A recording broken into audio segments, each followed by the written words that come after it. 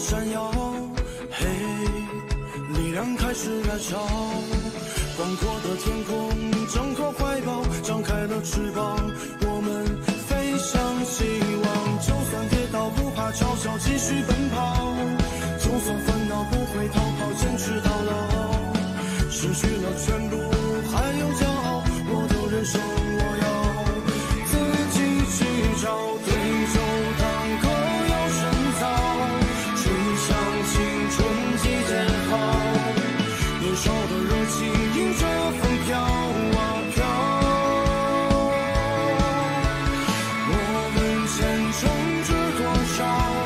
吹响青春季节号，年少的热情迎着风飘啊飘。对酒当歌要深造，吹响青春季节号，年少的热情迎着风飘啊飘。我们前程知多少？吹响青春季节号，年少的热情迎着风飘啊飘。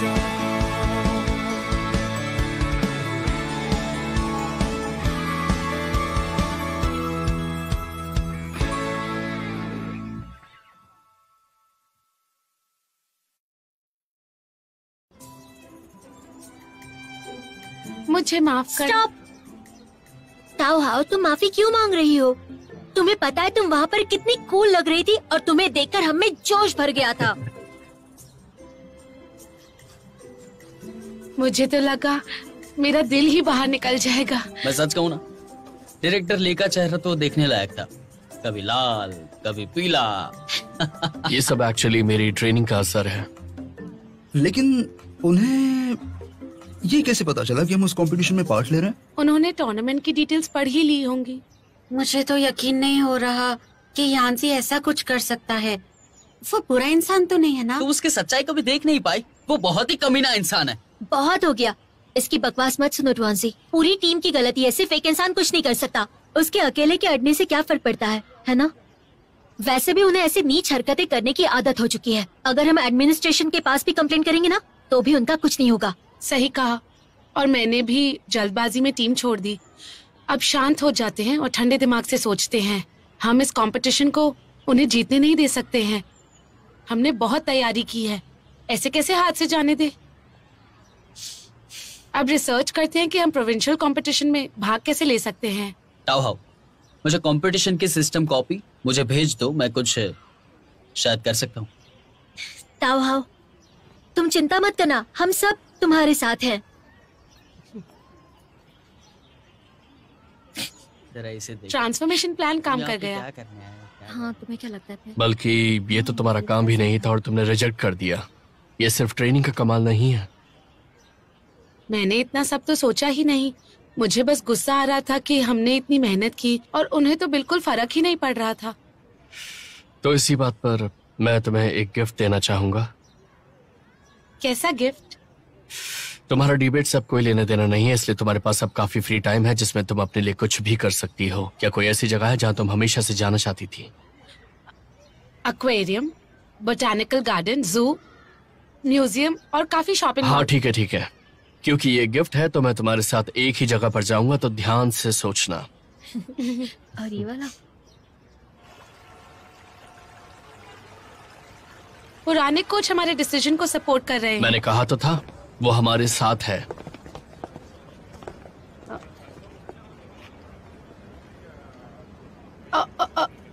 हे, देखो डिस्काउंट। मैं जरा देख कर आता हूँ। हमें बात करनी चाहिए। मेरा कल एक कंपटीशन है। मुझे ज्यादा वक्त नहीं लगेगा। ठीक है, बोलो। मैं कुछ दिनों से काफी सोच रहा था, मुझे लगता है हमें एक ब्रेक लेना चाहिए। मेरी बात सुनो, मैं ब्रेकअप नहीं करना चाहता।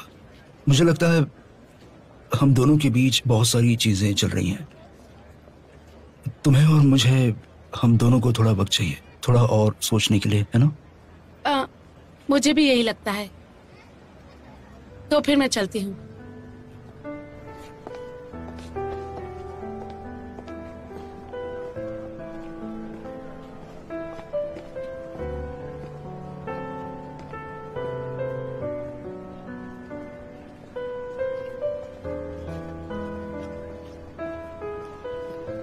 हम तो सिर्फ बहुत बहुत अच्छे दोस्त हैं।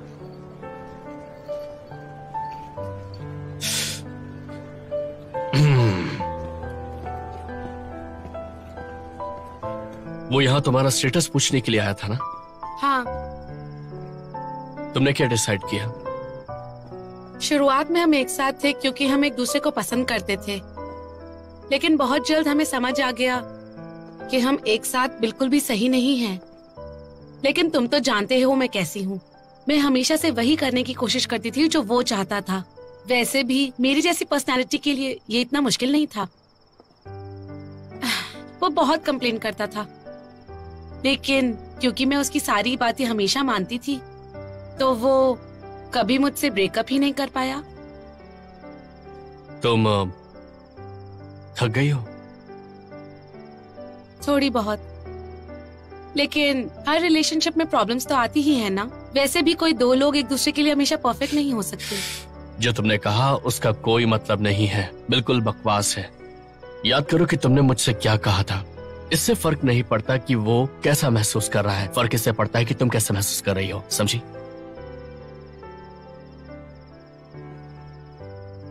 अच्छा, मुझे घर छोड़ने के लिए शुक्रिया, बाय बाय।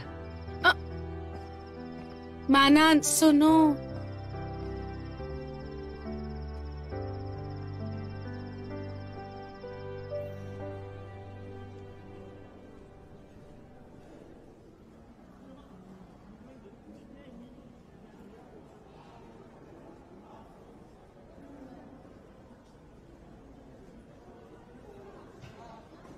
तुम्हें चाहिए? मुझे डिटेक्टिव कॉनन का एक एपिसोड याद आया जिसमें एक टीम को कंपटीशन जीतना होता है, इसलिए वो अपनी ऑपोजिट टीम के एक लड़के को किडनैप करते हैं। तो क्यों ना हम भी। ये नहीं कर सकते, मैं लॉ पढ़ रहा हूँ। हाँ, मैं समझ गई। मुझे एक और फिल्म याद आ गई जिसमें वो लोग एक सिंगर को ऐसी दवा पिला देते हैं जिससे वो 2-3 दिन तक गा ही नहीं पाता है। तो क्यों ना हम भी कुछ ऐसा खिला दे जिसकी वजह से वो अपनी जगह से हिल ही ना पाए। क्या तुम बोलने से पहले कुछ सोचती हो?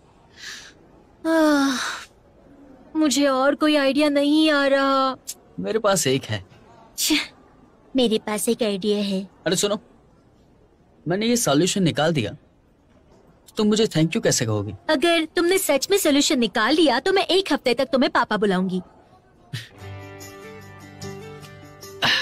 ठीक है, मुझ पर छोड़ दो। इस कंपटीशन की तैयारी शुरू कर दो।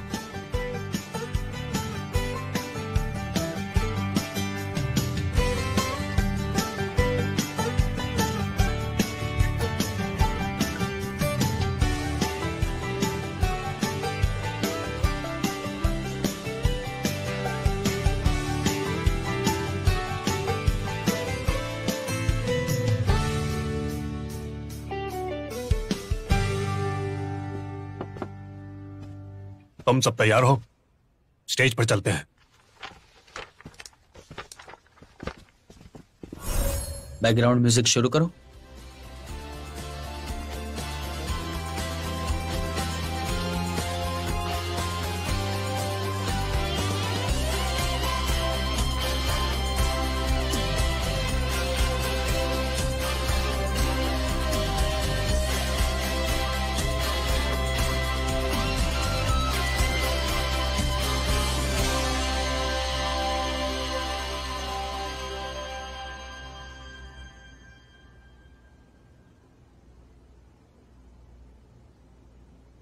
ये लोग यहाँ क्या कर रहे हैं? लगता है हमसे जलते हैं।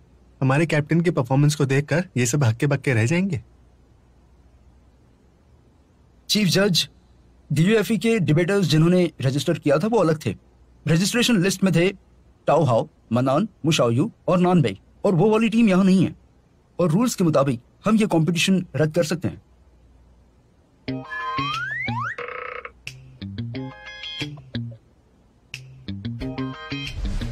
उप्स, कोच वोंग, बहुत वक्त हो गया, हम मिले ही नहीं। मैंने सुना है आप और आपकी टीम पूरी तरीके से कंपटीशन जीतने के लिए तैयार है। तुम कौन? बढ़िया बढ़िया। मैंने सुना है इस बार के कंपटीशन रूल्स काफी स्ट्रिक्ट है। अच्छा हुआ हम उनकी टीम भी से कम्पीट कर रहे हैं। मैंने सुना है कि टीम ए ने आज तक एक भी गेम नहीं हारा। अगर फुलिन इस मैच में हार गया तो हमारे स्कूल की बहुत बदनामी होगी। हाँ, बता रहा हूँ।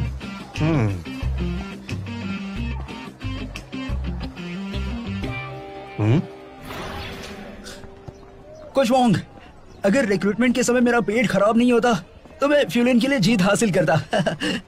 हालांकि हमारी टीम काफी स्ट्रांग है, लेकिन वो स्ट्रेंथ इतनी जल्दी दिखाना क्या ये सही रहेगा? क्यों ना हम इस स्ट्रेंथ को बचा कर रखें?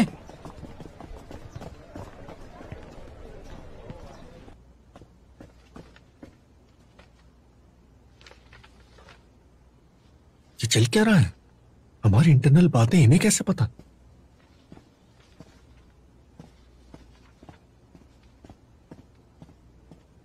जांच के बाद पता चला है कि कौन साइड रजिस्ट्रेशन लिस्ट से मैच नहीं होती। कंपटीशन के रूल्स के हिसाब से दोनों टीम्स को इन रूल्स का पालन करना होगा, लेकिन चूंकि दोनों टीम्स एक ही स्कूल से हैं, तो अगर ओरिजिनल प्लेयर्स के पास कोई खास वजह है तो वो ऑर्गेनाइजर्स को बता सकते हैं। नई टीम उनकी जगह ले सकती है। किसी को कोई ऐतराज तो नहीं? चीफ जज, हमारी टीम के पास कोई खास वजह नहीं है। What a coincidence. हम अपने कपड़े भी लाए।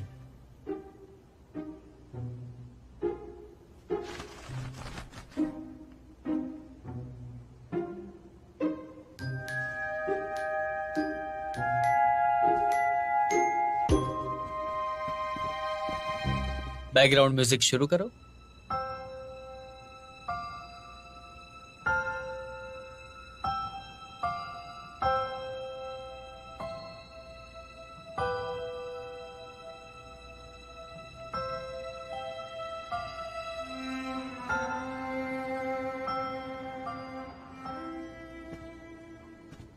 तुम भी नहीं गए? सोचा कि यहाँ आए हैं तो रुक कर देख ही लूं।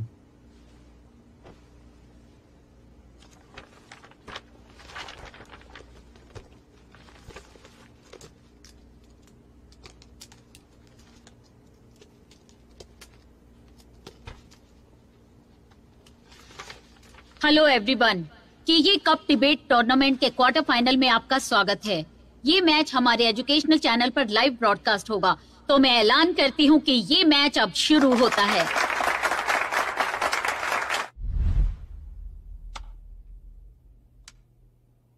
गेंजी, तुम इस रिप्ले को एनालाइज करोगे, ठीक है? सबसे पहले हम अपनी ओपिनियंस के बारे में बात करेंगे। टीम बी ने टॉपिक का अच्छा फायदा उठाया। इमेज को ऐसे समझाया जैसे वो एक मार्केटिंग का साधन हो, और लोगों को मार्केटिंग से सख्त नफरत है। जरूरी नहीं है, तुम भी तो रोज उस एक्टर के एड्स देखती रहती हो। पहले भी इसी तरह का टॉपिक आया था कि एक्टर्स को अपनी फेक इमेज दिखानी चाहिए या नहीं चाहिए। लेकिन अगर हम इस आइडिया को नॉर्मल लोगों पर अप्लाई करते हैं तो लोग हमेशा अपने व्यवहार की बातें करेंगे जो वो दूसरों के सामने दिखाते हैं, यहाँ तक कि सोशल मीडिया पर भी। और जाने अनजाने में उस व्यवहार की सफाई भी पेश करने लगेंगे। इसलिए टीम भी कभी भी अपना एडवांटेज गवा सकती थी। ज्यादातर लोग पब्लिक ओपिनियन का ही साथ देंगे और कहेंगे कि ये बिल्कुल भी गलत नहीं है। सही कहा। फ्यूलिन की टीम ने इस पॉइंट को अच्छे से प्रेजेंट किया। प्रो टीम के फर्स्ट डिबेटर ओपनिंग आर्गुमेंट्स देंगे और उनकी टाइम लिमिट है 3 मिनट्स।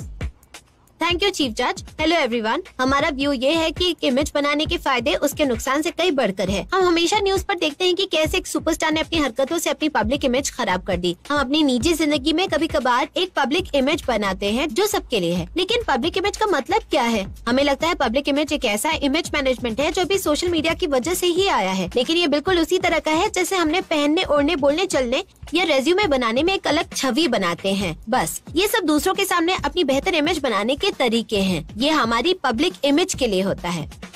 ये पॉइंट काफी अच्छा था। खुद के कपड़ों पर या अपने रिज्यूमे पर ध्यान देना काफी नॉर्मल है। इस पॉइंट से ऑडियंस भी रिलेट कर पाएगी जब वो अपनी एक इमेज बनाएंगे। आजकल की दुनिया में एक शहर में रहने वाले इंसान के पास सिर्फ एक फोन के जरिए इतनी जानकारी है जो एक किसान को शायद अपनी पूरी जिंदगी में ना मिल पाए। और पब्लिक इमेज का ये कॉन्सेप्ट सोशल मीडिया के जरिए काफी प्रॉब्लम्स को सॉल्व करता है। कुछ आसान सी सेटिंग से ये मुमकिन हो पाता है ताकि दो लोग एक दूसरे को बहुत ही आसानी और गहराई से जान पाए। अगर आज आपका इंस्टाग्राम या फेसबुक देखूं तो मुझे आपके बारे में काफी कुछ पता चल सकता है। एक पब्लिक इमेज बनाने से आप एक सोसाइटी में आराम से जी सकते हैं और सोसाइटी के लिए फायदेमंद भी साबित होंगे। ये एक एडवांटेज है। हमारा व्यू है कि इमेज बनाने के फायदे उसके नुकसान से कई बढ़कर हैं। इन्होंने इमेज मैनेजमेंट की डेफिनेशन बता दी। ऊपर से पब्लिक इमेज को भी डिफाइन कर दिया। इससे हमारी आर्गुमेंट काफी वीक दिखाई देगी।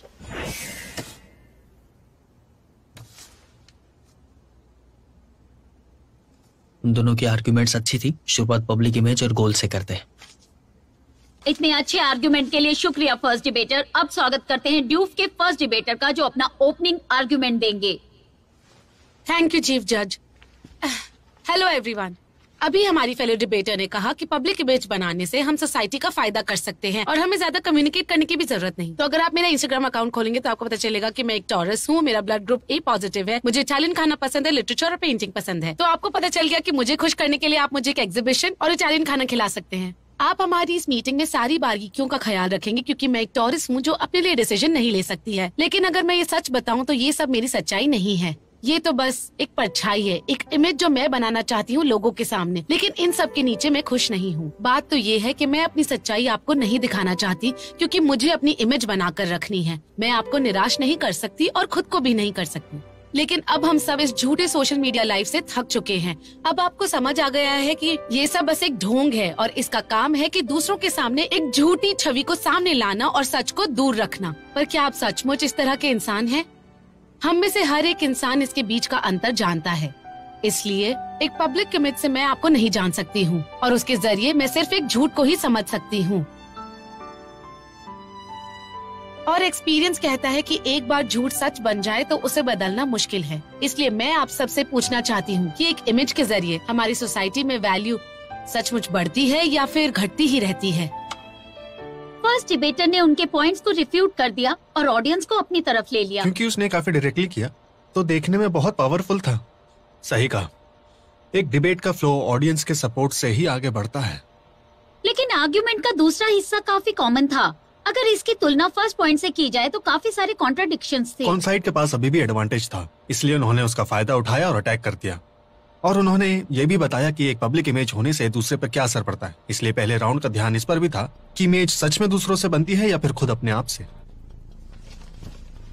माय फेलो डिबेटर, आपने एक एग्जाम्पल दिया कि एक एजेंसी ने अपने स्टार की इमेज एक फूडी की बनाई और फिर उसका पेट खराब हो गया। इसका मतलब दूसरे भी आपकी इमेज बना सकते हैं। फर्स्ट स्पीकर, हाँ, बचपन में मेरी माँ मुझे परफॉर्म करने के लिए भेजती थी और उन्होंने मेरी एक जीनियस की इमेज बनवाई। क्या मेरी ये पब्लिक इमेज है? सेकंड स्पीकर, हाँ है, और मैं देख सकता हूँ कि आपको तकलीफ भी हुई है और ये पब्लिक इमेज का नुकसान नहीं हो रहा है। ये तो सही एजुकेशन ना मिलने का नुकसान है। लेकिन क्या आपकी साइड का ये मानना है कि दूसरों के दिए लेबल से मेरी इमेज बन सकती है? फोर्थ स्पीकर, ये सच हो सकता है जैसे जो लेबल तुम्हारे माँ बाप ने दिया हो। इसकी टीम का तीसरा डिबेटर काफी एक्सपीरियंस लगता है। प्रो साइड काफी स्ट्रांग निकली, इसलिए पहले सबकी हालत समझी। सही कहा। जब मैं स्कूल में था तब सारे बच्चे मुझे कंजूस बोल बोलकर चिढ़ाया करते थे। क्या कंजूस होना मेरी इमेज है? सेकंड स्पीकर, उसे गॉसिप कहते हैं। लेकिन फर्क क्या है? गॉसिप वो है जो दूसरों के बारे में बोलते हैं और बात करते हैं। गलती कर दी। कुछ देर बाद नैनबी ने टाओहाउ के आर्गुमेंट को गलत साबित कर दिया। लेकिन फिल्म स्टार्स की भी इमेज दूसरे ही बनाते हैं। फर्स्ट डिबेटर, प्लीज बताइए कि एक एजेंसी एक फिल्म स्टार की इमेज कैसे बना सकती है? क्योंकि एक एजेंसी का काम ही है उस स्टार की इमेज बनाना। तो स्टार ने एजेंसी को परमिशन दी है ये करने की, इसलिए उनकी पब्लिक इमेज जैसी भी हो उन्हें एक्सेप्ट करनी पड़ेगी, चाहे वो अच्छी हो या गंदी। लेकिन इसमें प्रॉब्लम क्या है? सेकंड स्पीकर, बताइए इसका नुकसान क्या है? क्या खुद के लिए हुए फैसले हमेशा सही होते हैं? बचपन में मुझे बाल काटने थे, लेकिन बड़े होकर पता चला कि यूरोप और एशिया दोनों अलग है। ये काफी अच्छा सेव था। चलिए, हम एक बात पर तो सहमत है कि इंसान को अपनी इमेज खुद ही बनानी पड़ती है, जो बन सकती है मोटिवेशन और व्यवहार से। क्या मैं सही कह रहा हूँ? मोटिवेशन और व्यवहार ही काफी नहीं है। मेरा मतलब कोई और आपको फोर्स नहीं कर सकता। इसलिए आपका जो सेकंड पॉइंट था कि इनवॉलंटरी इमेज के बहुत नुकसान है, उसे एस्टैब्लिश नहीं किया जा सकता।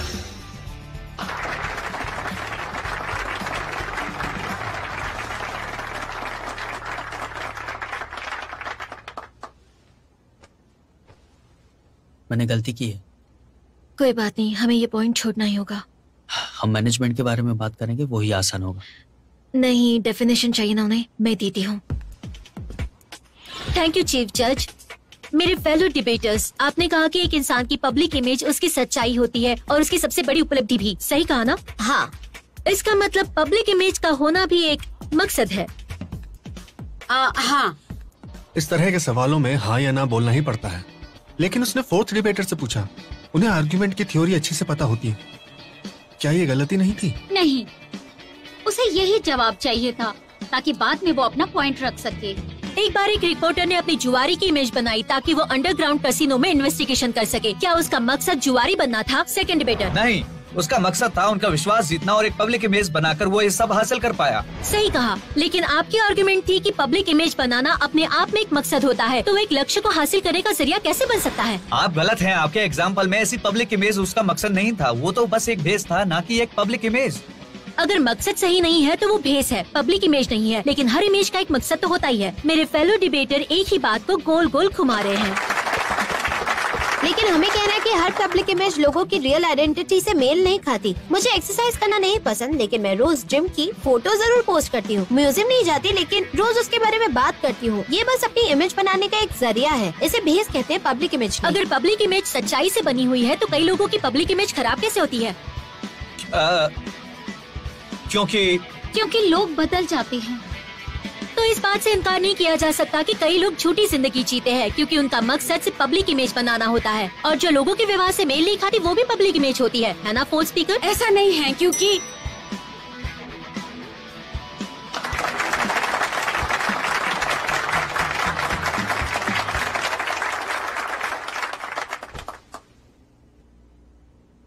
बहुत अच्छे। अब इस मुकाम पर कौन साइड फिर से गेम में वापस आ गई थी और रिबटल्स के वक्त डिबेट और गहरी होने लगी थी।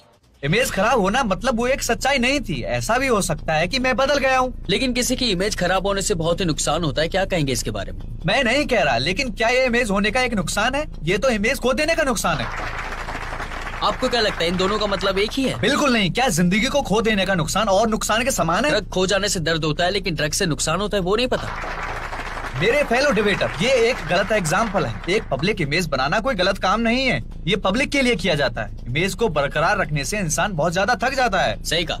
अपने सोशल मीडिया पर मैं ये दिखाता हूँ कि मैं एक ट्रैवलर हूँ। मैं अपनी रोजमर्रा की जिंदगी में फोटो खींचता हूँ, ट्रैवल करता हूँ, बहुत खुश हूँ। इसे करने में कहाँ थकूंगा? क्या इसी इमेज को बरकरार रखने के लिए आपको एक्स्ट्रा एनर्जी की जरूरत नहीं? बिल्कुल नहीं। इमेज के लिए मैनेजमेंट की जरूरत होती है। आपने कहा इमेज के लिए मैनेजमेंट की जरूरत होती है, तो आप इसे कैसे हैंडल करते हैं? मेरा मानना है कि इमेज बनाना मैनेजमेंट की तरह होता है। उसी तरह जैसे एक इंटरव्यू के लिए आप अच्छे से तैयारी करते हैं, क्या ये भी एक मैनेजमेंट नहीं है? मैं उस मैनेजमेंट की तो बात ही नहीं कर रहा हूँ। मैं कहना चाहता हूँ कि पब्लिक इमेज और मैनेजमेंट में काफी फर्क हो सकता है। इसका मतलब है अपने से बेहतर खुद को दिखाना और इसका ध्यान खुद ही रखना। मतलब वो नहीं जो सोशल मीडिया पर अच्छा दिखाने की कोशिश करते हैं, लेकिन रियल लाइफ में कभी वो अच्छे होते नहीं। वो लोग चाहते हैं कि सोशल मीडिया पर उनके दोस्त उन पर नजर रखें और अपने आप को और बेहतर बना सकें। गलत। वो लोग सिर्फ अटेंशन चाहते हैं ज्यादा, जैसे कि सोशल मीडिया पर अपनी गर्लफ्रेंड को दिखाना, क्लब के पार्टी के फोटोज खींचना, और ये सारी की सारी जो चीजें हैं वो अटेंशन के लिए ही है। अगर वो लोग अटेंशन के लिए ऐसा कर भी रहे हैं तो उसमें गलत क्या है? प्रो साइड फिर से अपने मतलब के लिए टॉपिक को बदल रही है। मुझे लगता है वो ये राउंड हार जाएंगे। वो ये राउंड हार चुके हैं। अपनी जिंदगी दूसरों को खुश करने के लिए कभी भी नहीं जीनी चाहिए। क्या अटेंशन की भूख को दूसरों के लिए जीना कहेंगे? तुम जानते हो कौन वो लोग हैं? वो सबसे ज्यादा दूसरों के अटेंशन पाना चाहते हैं, लेकिन उन्हें रोज सोशल मीडिया पर पोस्ट करने में बहुत मजा आता है। लेकिन वो लोग तो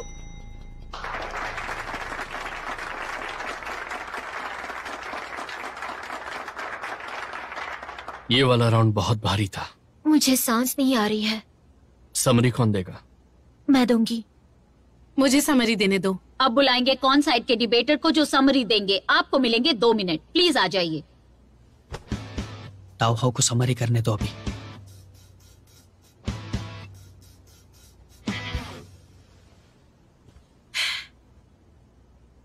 हेलो एवरीवन। मेरे फेलो डिबेटर ने कहा कि पब्लिक इमेज बनाने का मकसद होता है अटेंशन पाना, जो अच्छी बात है। सेलिब्रिटीज अपनी इमेज बनाकर पॉपुलर होना चाहते हैं और आम आदमी अपनी इमेज बनाकर अटेंशन पाना चाहते हैं। हमारे ओपोनेंट्स ने पूछा इसमें गलत क्या है। हम इस बात को मानते हैं कि एक इमेज बनाने में काफी फायदे हैं, लेकिन क्या इस दुनिया में कोई भी ऐसी चीज है जिसका कोई फायदा ना हो? इसलिए याद रखना, किसी भी चीज के नुकसान या फायदे को तोलते समय सिर्फ उसके फायदे नहीं, उसे पाने की क्या कीमत है ये भी देखना चाहिए।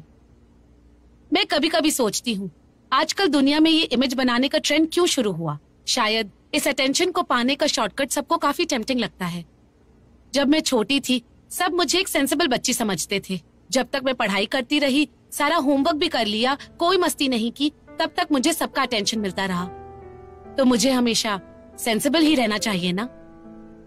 इस तरह लोग मुझसे हमेशा खुश रहेंगे और शायद मुझसे थोड़ा और प्यार करने लगेंगे। कुछ वक्त बाद मुझे इसकी आदत हो गई। मैं अपनी ये इमेज पूरी दुनिया को दिखाने लगी। सबने कहा मैं बहुत अच्छी और दयालु लड़की हूँ, तो जाहिर सी बात है मुझे लगने लगा कि लोगों को शायद मेरा यही रूप पसंद है। तो क्या हुआ अगर मैंने अपनी असली इमेज खो दी? जब भी मैं ये नाटक करूंगी तो लोग खुश ही होंगे, तो ये अच्छा ही है ना। तो मैंने और मेहनत की और अपनी ये नई इमेज बनाकर रखी और लोगों का बहुत ज्यादा ख्याल रखा, इतना कि मैं अपना खुद का वजूद ही भूल गई। क्या आपने देखा, पब्लिक इमेज बनाने का सबसे बड़ा नुकसान ये है कि आपकी इमेज बस वही बनकर रह जाएगी जो आपको लगता है दुनिया देखना चाहती है, और सबसे बड़ी प्रॉब्लम तो ये बनकर रह जाएगी कि तुम्हारी इमेज एक दिन लौट कर तुम्हें अपने इशारों पर नचाने लगेगी।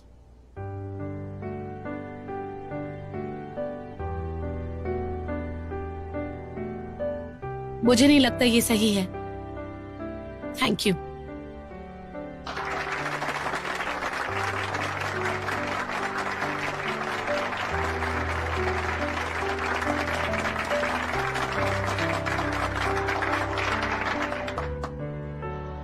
इस स्पीच ने मेरा काफी अटेंशन खींचा। ये सचमुच काफी इमोशनल था और उसने एक बहुत इंपॉर्टेंट पॉइंट पर गौर फरमाया। एक पब्लिक इमेज मुड़कर आपको ही कंट्रोल करने लगेगी, लेकिन इससे जजेस कंफ्यूज हो जाएंगे। ये पॉइंट कि एक पब्लिक इमेज आपको ही कंट्रोल करने लगता है, वो पहले ही कंपटीशन से बाहर हो चुका है। मुझे लगता है इनकी टीम वो फायदा गंवा चुकी है जो उन्हें पहले मिला था। लेकिन क्या एक डिबेट का मकसद जजेस को मनाना है या फिर ऑडियंस को? मुझे लगता है जजेस को, क्योंकि अंत में पॉइंट्स नहीं देने।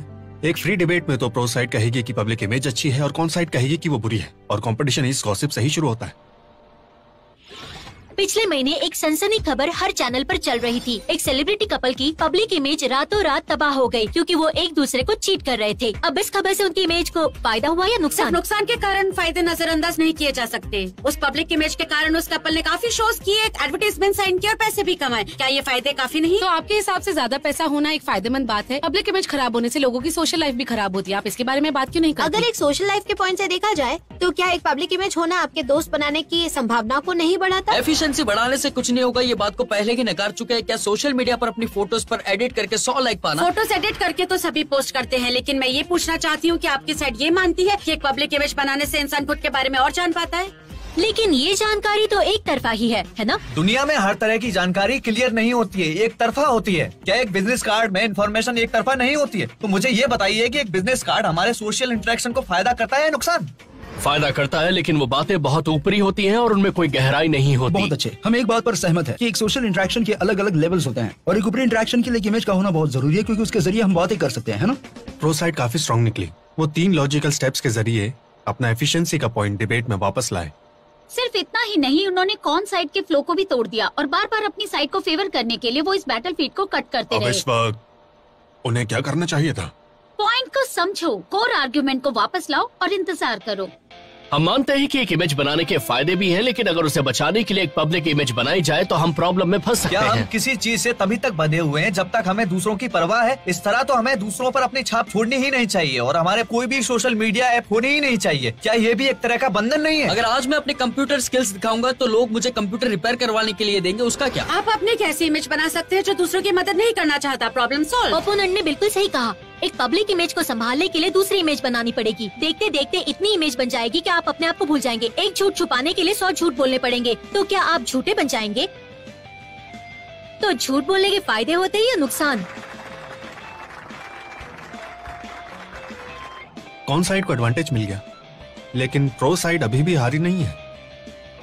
क्या आप मानते हैं पब्लिक इमेज लोगों के स्टेरियोटाइप से बनती है? मुझे लगता है आपने पब्लिक इमेज के बारे में ही एक स्टीरियोटाइप बना लिया है। तो क्या पब्लिक इमेज एक लेबल नहीं है? पब्लिक इमेज को बनाना एक लेबल को बनाने जैसा कहा जा सकता है, लेकिन क्या सारे लेबल्स बुरे होते हैं? पुराने जमाने में भी पब्लिक इमेज बनाई जाती थी। राजा के मंत्री उनके दरबार में एक अच्छे सेनापति और लड़ाई के मैदान में खूंखार दरिंदे होते थे। यूबे की छवि एक अच्छे इंसान वाले थे जिससे वो लीडर बन गए। इसमें क्या बुरा है? पुरानी बातें सुनने में अच्छी लगती है, लेकिन जरा ध्यान से सोचो, असलियत में तुम एक सच्ची लीडर को फॉलो करना चाहोगी या लीडर बन के रहना चाहोगी? बताओ मुझे। पब्लिक इमेज तो बस एक जरिया है इंसान की सच्चाई बताने का। मैं जानता हूँ कि पब्लिक इमेज की एसेंस होती क्या है एग्जैक्टली। हमारी साइड का ये मानना है कि पब्लिक इमेज एक ऑटोनोमस और सिलेक्टिव प्रोसेस है जिसमें आप खुद के बारे में लोगों को बताते हैं, और ये बिल्कुल भी गलत नहीं है, बल्कि इसके जरिए हम एक खुशहाल जिंदगी जी पाएंगे।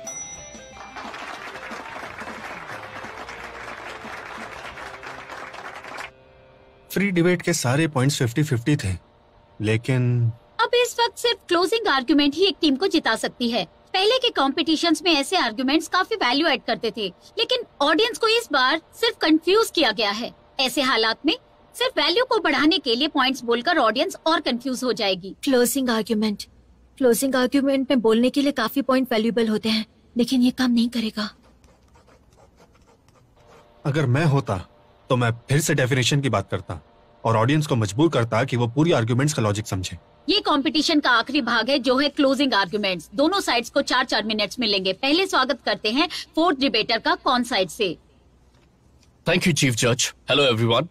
हमारे ओपोनेंट्स कहते हैं कि पब्लिक इमेज बनाना खुद को दर्शाने जैसा है, लेकिन मुझे नहीं लगता कि ये बात बिल्कुल भी सही है। कुछ लोग अपनी इमेज बनाएंगे जिससे वो बहुत खुश और कूल हैं, और बाकी लोग अपनी इमेज ऐसे बनाएंगे जिससे वो लोग काफी डिप्रेस्ड हैं और डिसीजन लेने में उन्हें दिक्कत होती है। इन दोनों हालातों में इमेज बनाने से सोशल इंटरेक्शंस बेटर नहीं होती है। इन दोनों में एक ही पॉइंट सामान्य है कि ये अटेंशन खींचने के तरीके हैं। हमारा मानना है कि पब्लिक इमेज बनाने का मकसद अच्छी तरह से कम्युनिकेट करना होना चाहिए, पर लगता है आजकल लोग बस दिखावा करना चाहते हैं, जैसे कि खुश रहना, दुखी रहना, दोस्त बनाना या बुरी चीजें बोलना। ऐसी इमेज बनाने की वजह से हम बार बार अपने ऊपर ही लेबल लगा रहे हैं जो हर रोज एक दूसरे से अलग ही होता है। हम चाहते हैं हम हर जगह आसानी से घुल मिल जाएं और लोग हमारी तारीफ करें, लेकिन ऐसी जानकारी रोज बदलती रहती है और लोग अटेंशन देने के बजाय भटकते जा रहे हैं। और सवाल ये रह जाता है कि मैं और क्या करूं इनका और अटेंशन पाने के लिए। पर कम्युनिकेशन कहता है जितना आसान होगा उतना कुशल भी होगा, और इसीलिए हमारी इमेज और भी सिंपल होती जा रही है। अगर तुम्हें अपनी जिंदगी से प्यार है और खाने की भी बहुत शौकीन हो तो उसे शब्द कहा जा सकता है फूडी। क्या आपको हमारे फर्स्ट डिबेटर की शब्द याद है? तुम्हारी इमेज वापस लौटकर तुम्हें अपने इशारों पर नचाने लगेगी, और इसीलिए धीरे धीरे आपकी जिंदगी के लक्ष्य भी सिंपल लेकिन एक्सट्रीम होने लगेंगे। हम सब शायद भूल गए हैं कि हमने एक इमेज दरअसल बनाई ही क्यों थी। हमें बस इस चीज से मतलब है कि हमें कितनी अटेंशन मिलती है। एक इमेज बनाना तो राइटर्स का काम है। उनका तो काम ही यही है कि कुछ आसान शब्दों का इस्तेमाल करके एक इंसान पूरा चरित्र बयान करे, और फिर हम मूवीज और टीवी शोज में बोरिंग कैरेक्टर्स की निंदा करते हैं और उन लोगों को नकारते हैं जो फिल्म स्टार्स की पब्लिक इमेज को अपनी गॉसिप से खराब करते हैं। तो क्या हम भी पब्लिक इमेज से प्रभावित हैं? मैं आशा करता हूं कि हमारी डिबेट से आप इसके बारे में और ध्यान से सोचेंगे। Thank you.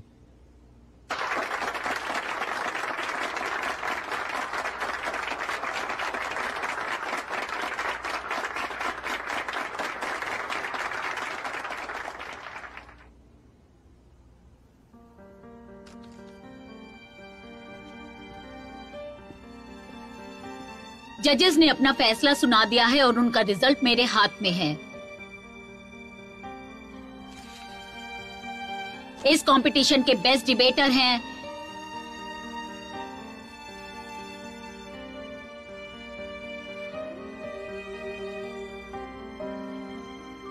कौन साइड की थर्ड डिबेटर।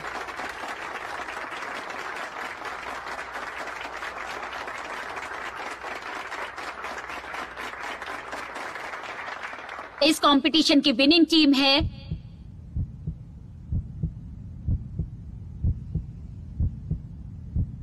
डॉनजाओ यूनिवर्सिटी से कौन साइड टीम। आप सबको कॉन्ग्रेचुलेशन।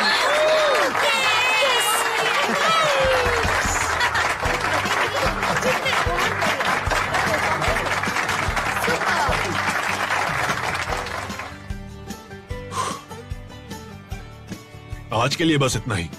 ध्यान से समझो और कल से ट्रेनिंग शुरू।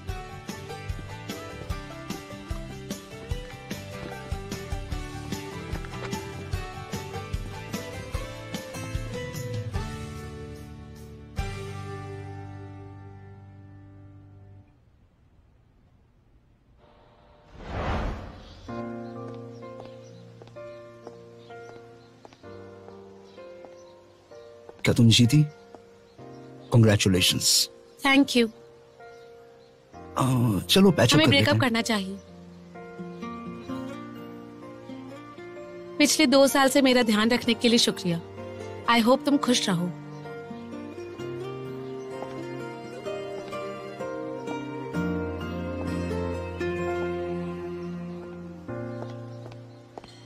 हम ब्रेकअप कर सकते हैं, लेकिन एक बात तुम कान खोल कर सुन लो।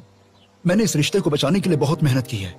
हालांकि मैं ये जानता था कि हमारे बीच की प्रॉब्लम्स बहुत बड़ी हैं, लेकिन मैं फिर भी कोशिश करता रहा। आज हम ब्रेकअप कर रहे हैं तो तुम्हें नहीं लगता कि इसकी सबसे बड़ी वजह तुम्हारी पर्सनालिटी है?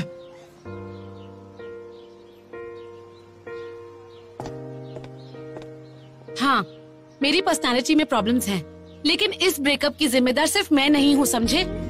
एक बॉयफ्रेंड होने के नाते तुम्हें मुझे हर तरह से स्वीकार करना चाहिए था, लेकिन तुमने नहीं किया। तुम बस मेरी खामियों को नजरअंदाज करते रहे। तुमने बस उन्हीं चीजों को अपनाया जो तुम्हें पसंद थी। लेकिन कोई बात नहीं, मुझे लगता है कि कोई और है जो ये कर सकता है। जब एक रिश्ते में प्रॉब्लम्स आती हैं, तो हमेशा हमें दूसरों को दोष नहीं देना चाहिए। अपनी गलतियों को पहले देखो। काश तुम जल्द ही बड़े हो जाओ।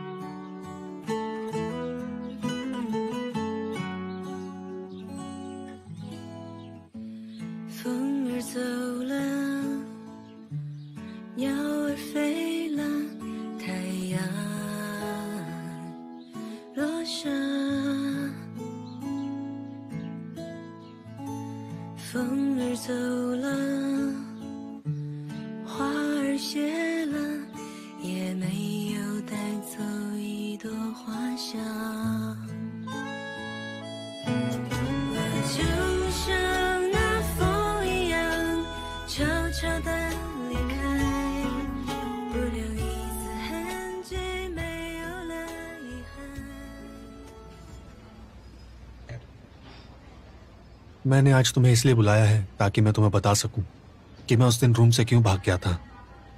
मुझे लगता है वो सही नहीं था, इसलिए मैं तुम्हें अपनी कहानी बताना चाहता हूं। एक्चुअली बचपन में मैंने बहुत मीठा खा लिया था और मैं मोटा हो गया था।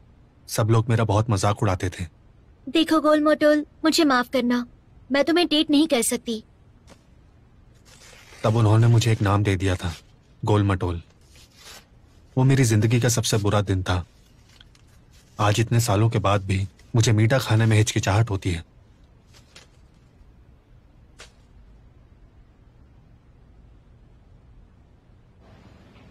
लेकिन उस दिन जब तुम मेरे लिए कुकीज लेकर आई, मैं इसलिए नहीं भागा क्योंकि मुझे वो या तुम पसंद नहीं आई थी, बल्कि इसलिए भागा क्योंकि वो कुकीज बहुत ही टेस्टी थी।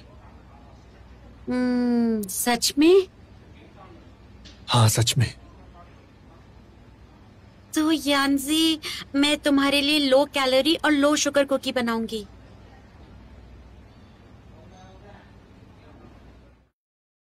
इस साल की प्रोविंशियल लीग में फ्री पॉइंट सिस्टम होगा। जो टीम्स मार्च 21 तक 50 पॉइंट्स कमा लेंगी उन्हें फाइनल्स में जाने का मौका मिलेगा। टीम्स को यूनिवर्सिटी टीम की तरह रजिस्टर करेंगी, उन्हें 5 बेसिक पॉइंट्स मिलेंगे, और जो बिना यूनिवर्सिटी की टीम होंगी उन्हें कुछ नहीं मिलेगा। फ्री पॉइंट्स कंपटीशन के बाद प्रोविंशियल कंपटीशन कमेटी अगले पड़ाव के लिए एक फाइनल सिस्टम बनाएगी जो फाइनल्स में आने वाली टीम्स पर निर्भर करेगा। इस कंपटीशन के चैंपियन का खुलासा होगा अगले हफ्ते। फाइनल्स में मिलते हैं। देखो गाइस, एक सच बात बताऊं, जिस तरह से हम जीत रहे हैं और पॉइंट्स इकट्ठा कर रहे हैं ना, तो ज्यादा मुश्किल नहीं होगा। ताओहाओ, हमारे पास कितने पॉइंट्स हैं? क्योंकि हमने बिना यूनिवर्सिटी के रजिस्टर किया, वो हमारे सारे पॉइंट्स हटा दिए गए हैं, तो इस वक्त हमारे पास बस 0 पॉइंट्स हैं। तो क्या हुआ? हमारी काबिलियत पर हम जल्दी ही सारे पॉइंट्स जीत जाएंगे। क्या तुम भूल गए वो दिन जब टीमें हमें हरा देती थी? क्या लियो यान्सी से तुम्हें बदला नहीं लेना? ये हुई ना बात। सही कहा। तो क्या हुआ अगर हमारे पास 0 पॉइंट्स है? तो हमारी टीम की ताकत तो देखो कितनी है। हमारी टीम की हमारी टीम का नाम क्या होना चाहिए? सही कहा, टीम का नाम ऐसा होना चाहिए जिससे हमारी जर्नी का पता चल जाए। सही कहा। हमने इतनी बेइज्जती सही है, क्यों ना हम अपना नाम थप्पड़ से डर नहीं लगता रख लें? सही कहा। समझ गया। हमारी टीम का नाम होना चाहिए हम वापस लौट आए। सही कहा। काफी डिप्रेसिंग लगता है। एक टीम का नाम काफी जरूरी होता है। ऐसा नाम होना चाहिए जो हमारे फेमस होने के बाद भी अच्छा लगे। अच्छा रहेगा अगर हम इस पर गौर फरमाएं कि हम काफी जवान हैं, हार्ड वर्किंग हैं, हमें ताकत है, जीतने का जज्बा भी है। ताकि हम पास के गांव और शहरों में भी फेमस हो जाए। सही कहा। टीम का नाम रखते हैं पास के गांव और शहर तक। काफी बेकार है। Justice league team. इस पर कॉपीराइट है। मैं एक कंपटीशन हूँ टीम। सुपरफिशियल लग रहा है। एक जज्बाती टीम। क्या लगता है? मुझे नहीं लगता ये एक्सेप्ट होगा। नाम चुनने में बहुत ही मेहनत है यार। चलो कार्ड खेले क्या? 10 किंग। इसे वापस लो। किंग से बड़ा सिर्फ जोकर होता है, 2 छोटा है सबसे। तुम्हें किसने ये रूल बताया? 2, 3, 5 सबसे बड़े हैं और फिर जोकर। झूठ मत बोलो, 2, 3, 5 सबसे छोटे होते हैं। नहीं, मेरे गांव में 2, 3, 5 को सबसे बड़ा माना जाता है। मुझे फर्क नहीं पड़ता, मेरे पास एक ही कार्ड बचा है। सुनो, हमारी टीम का नाम टीम 235 रखे। क्या अच्छा मतलब? नाम है। बहुत कैजुअल लग रहा है। अच्छा भी हो सकता है। 235 मतलब तुम 2nd ईयर में हो, मैं 3rd ईयर में हूँ और तुम 5th ईयर में। क्या तुम मुझे बूढ़ा साबित करना चाहती हो? नहीं, हमें इस कार्ड का एग्जाम्पल लेना होगा। ये 2, 3, 5 सबसे छोटे कार्ड्स है और बाकी जगह पर देखो तो 2, 3, 5 सबसे बड़े कार्ड, और ये सारे मिलके जोकर को हरा सकते हैं हमारी तरह। काफी इंटरेस्टिंग लग रहा है। बहुत अच्छे। टीम ए को हराते हैं। वक्त आ गया है हमारी असली ताकत दिखाने का। गुड। चलो आगे की तैयारी करते हैं। किसमें पार्ट ले सकते हैं देखना तो पड़ेगा ना भाई। शाहसा और मैंने पहले ही कंपटीशन सिस्टम पर रिसर्च कर ली है, तो हम जितने भी कॉम्पिटिशन्स में साइन अप कर सकते थे हमने कर लिया है। तो अब जब तक उन कॉम्पिटिशन्स में हम भाग ले लेंगे तो हम फाइनल्स तक पहुंच भी जाएंगे। मैंने एक शेड्यूल बना ही दिया है, चलो साथ में देखते हैं।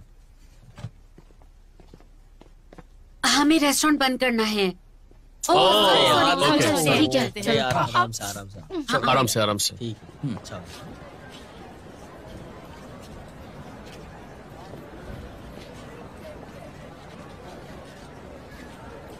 ट्वांजी, बताना जरा, उन दोनों के बीच कुछ चल रहा है क्या? मुझे पता है उनका रिश्ता तुम्हारे और मानांसी में सिंपल है, लेकिन तुम सही कह रही हो, ये दोनों भी काफी करीब आ गए हैं। पता नहीं किसका इंतजार है। हे, तुम्हें लगता है कि वो आगे बढ़ नहीं पाए हैं या वो आगे बढ़ना नहीं चाहते?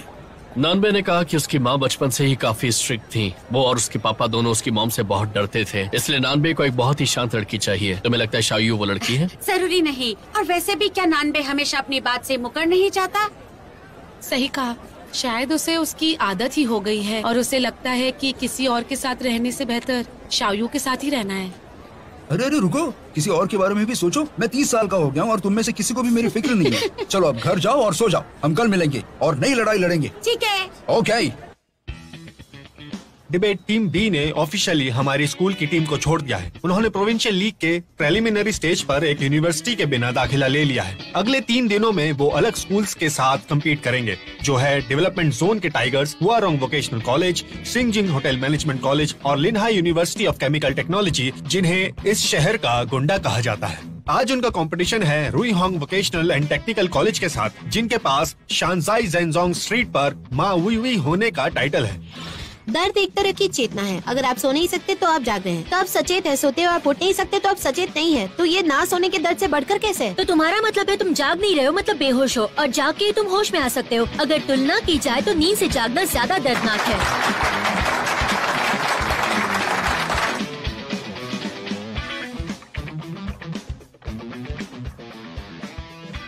माय फेलो डिबेटर्स, आज हम उन हॉबीज की बात करने वाले हैं जो जानी मानी नहीं है। क्या इसका मतलब हॉबीज रखना सीमित हो गया है? अगर वो सीमित है तो उन्हें रखने के जोर के बारे में चर्चा होनी चाहिए थी ना? आपको नहीं लगता? अगर उनकी चर्चा होगी तो वो हॉबीज रखना आसान होगा। मुझे और जानकारी चाहिए। अगर एक हॉबी की बहुत चर्चा होगी तो उसे और लोग सराहना देंगे और स्पॉन्सर्स भी मिलेंगे, तो उसे और प्रमोट करने के पैसे भी मिलेंगे। क्यों, है ना? ऐसा जरूरी नहीं है। तुम्हारी कौन सी हॉबी है जिसके साथ ऐसा नहीं होता? मेरी हॉबी ही है कम चर्चित चीजें करना। अगर लोग उसके बारे में जान जाते हैं तो मैं उसे बदल देती हूँ। मेरे जैसे लोगों के लिए भीड़ से अलग होकर कुछ करना मजेदार होता है।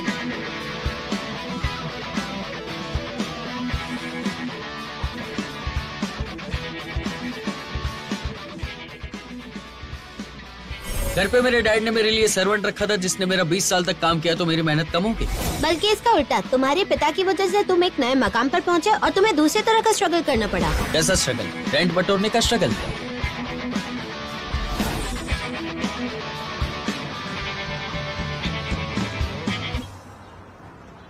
अच्छा, अगर हम सिर्फ ऊपरी सुंदरता की बात करें तो टोफू ब्यूटी क्या है? क्या वो अलग है? टोफू ब्यूटी एक कहानी का कॉन्सेप्ट है जो मिसेस यांग के बारे में है। मैं चाहती हूँ कि आप पहले सारे फैक्ट्स पढ़ें और फिर कंपटीशन में वापस आएं। मुझे लगता है आपने कहानी ऊपर से पढ़ी है। आप बस मिसेस यांग की सुंदरता को दोषी ठहराते हैं। बिना खाए आप अंगूर खट्टे हैं नहीं कह सकती हैं।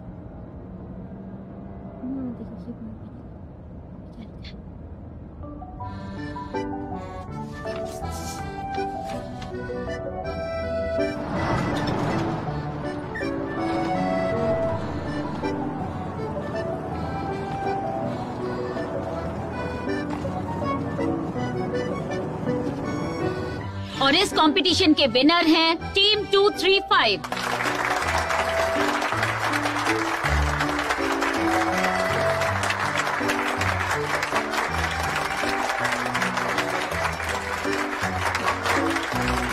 यस।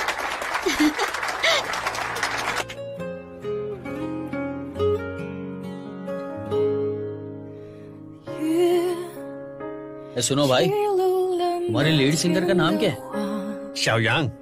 तुम सच में एक बैंड चलाते हो? 3 साल हो गए। मैं इस बार में काम करता हूँ इस बैंड को सपोर्ट करने के लिए। वाह, क्या बात है। तुम गाते क्यों नहीं? मैं एक फटाबाज हूँ।